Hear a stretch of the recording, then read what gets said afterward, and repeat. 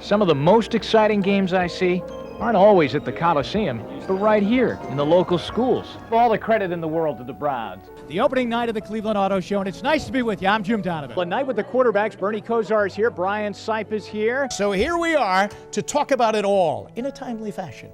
We say goodbye to our dear friend, Jimmy. Jim Donovan was the eyes and ears of Cleveland sports for 40 years. What was the feeling waiting on the sideline? Waiting on the sideline for the last drive. What a great moment.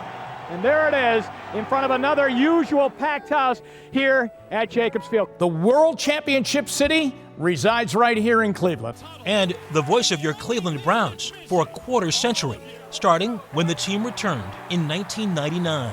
Steelers, Browns, glad you're with us. Steps up, he gets hit, he gets sacked, back at the 10-yard line.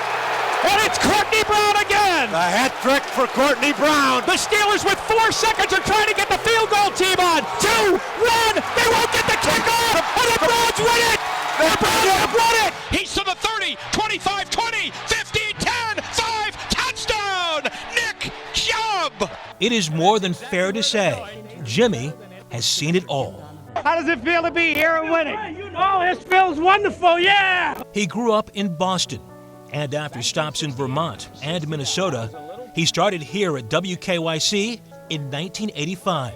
And the Cavs had one heck of a season. From the Coliseum, I'm Jim Donovan. A curly-haired sportscaster who loved covering the Browns. But what's it like these last few hours, countdown hours for the players? Well, that's the subject of tonight's Golic Report. Indians. But they couldn't get it done, and it's getting wild here at the Kingdom, as you can see. Cavs. Now, I knew there was something I loved about this brand new Gund Arena. With the Cavs, I'm Jim Donovan for Channel 3 Sports.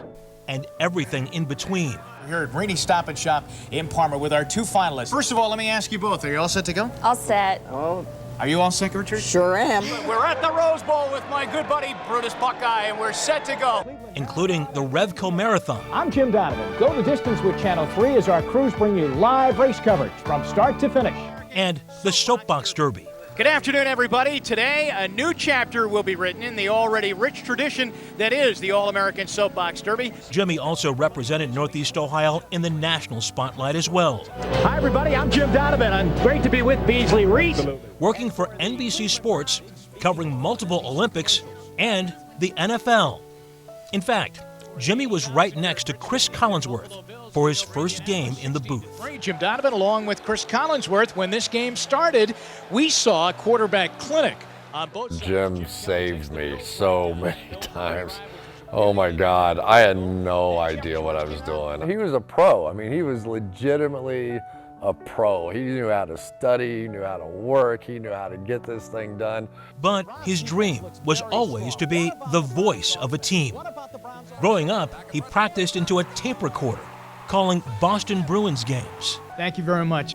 That dream became a reality in 1999 when the Browns named him the team's radio play-by-play voice. Green stutter step, he's through. First down, 40, 45, 50, 45, 40. Run, William, run. There goes Chubb. He's to the 30, 20, 10, 5. Touchdown, Chubb-a-lubba hub. Jimmy always cherished the most loyal fan base in all of sports. It was clear he poured his heart and soul into his craft. He's looking left, down the field, firing. He's going for Landry down by the end zone. A tumbling catch for a touchdown! What a catch by Landry!